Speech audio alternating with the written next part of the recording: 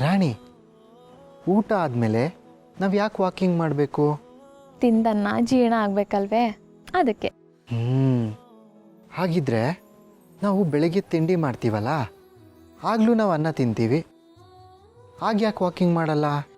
ಈಗ ಬೆಳಿಗ್ಗೆಯಿಂದ ಸಂಜೆ ಗಂಟ ನಾವು ಓಡಾಡ್ತಿರ್ತೀವಿ, ಕೆಲಸ ಮಾಡ್ತಿರ್ತೀವಿ, ಆಗ ಕರ್ಗೋಯ್ತದೆ. ಅದೇ ರಾತ್ರಿ ನಾವು ಉಣ್ಬಿಟ್ಟು ಮಲ್ಕೋತೀವಿ, ಕರಗಬೇಕು ಅಂತ ವಾಕಿಂಗ್ ಮಾಡಬೇಕು. ರಾಣಿ, ನೀನು ತುಂಬ ತಿಳ್ಕೊಂಡಿದೀಯ. ಹ್ಞೂ, ಮತ್ತೆ ಈಗ ನೀವು ಓದೋದು ಬರೆಯೋದೆಲ್ಲ ಕಲಿತಿದ್ದೀರಲ್ವೇ, ನೀವೇ ತಿಳ್ಕೊಬೇಕು. ಈಗಿನ ಕಾಲದಾಗೆ ದುಡ್ಡು ಅಧಿಕಾರದಕ್ಕಿಂತ ಜಾಸ್ತಿ ಬೆಲೆ ಇರೋದು ಓದೋರಿಗೆ, ಗೊತ್ತಾ? ರಾಣಿ, ನೀನು ನನಗೆ ಬೆಲೆ ಕೊಡ್ತೀಯಲ್ಲ, ಅಷ್ಟು ಸಾಕು ನನಗೆ. ಹಂಗಲ್ಲ ದೊರೆ.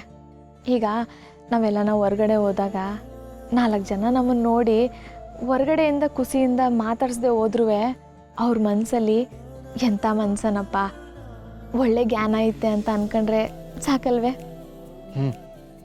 ಸರಿ, ಕಲ್ತ್ಕೋತೀನಿ. ಅಣ್ಣ, ಆ ಜಾಗದಾಗೆ ನಾನು ಪಾರು ಕೈ ಇಟ್ಕೊಂಡು ಓಡಾಡಬೇಕಿತ್ತು, ಆದರೆ ಈ ನನ್ನ ಮಗ ಓಡಾಡ್ತವನೆ. ಒಂದು ಸಲ ಇವ್ರು ಹೆಣ ಬಿದ್ಮ್ಯಾಕೆ ಆ ಶಿವನು ಎತ್ಬಿಟ್ಟು ಪಾರುನ ಎತ್ತಾಕೊಂಬರ್ಲಿಲ್ಲ ಅಂದ್ರೆ ಕೇಳು. ಏಯ್, ಬಾಳೆ ಎಲೆಯಲ್ಲಿ ಊಟ ಹಾಕಿರ್ತಾರೆ, ಅದೆಲ್ಲದನ್ನು ಒಟ್ಟಿಗೆ ಕಲ್ಸ್ಕೊಂಡು ತಿಂತೀಯಾ ಅಥವಾ ಒಂದೊಂದನ್ನೇ ಸಪ್ರೇಟಾಗಿ ತಿಂತೀಯಾ?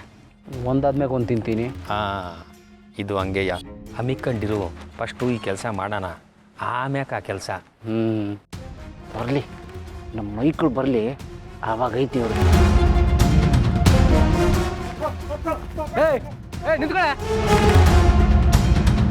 ಒಂದು ನಿಮಿಷ ನಿಂತ್ಕೊಳ್ಳಿ.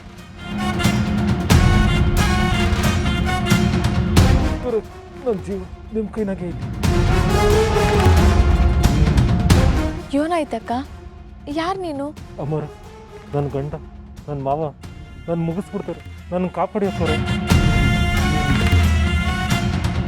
ಯಾರೂ ಏನೂ ಮಾಡೋದಿಲ್ಲ, ನೀವೇನು ಯೋಚನೆ ಮಾಡಬೇಡಿ, ಸಮಾಧಾನ ಮಾಡ್ಕೊಳ್ಳಿ. ನೀರೇನಾದರೂ ಕುಡಿತೀರಾ? ದೊರೆ, ಇವಳು ಮಾತು ನಂಬೇಡಿ. ನನ್ನ ಮನೆ ಮಾನ ಮರ್ಯಾದೆ ತೆಗಿಯಕ್ಕೆ ಬಂದವಳು ಅವಳು. ಅಯ್ಯೋ ಪಾಪ ಅಂತ ಗಂಡ ಹೆಂಡತಿ ಇಬ್ರು ಅಂತವ್ರೆ. ಅಯ್ಯೋ ಪಾಪ ಅಂದ್ರೆ ಏನರ್ಥ? ಗುಂಡಿಗೆ ಬಿದ್ರು ಅಂತ ಅರ್ಥ. ಒಂದು ನಿಮಿಷ ಸುಮ್ಕಿರಿ. ಏನಾಗೈತೆ ಅಂತ ನಾವು ವಿಚಾರಿಸ್ತೀವಿ. ಏನಾಯ್ತಕ್ಕ?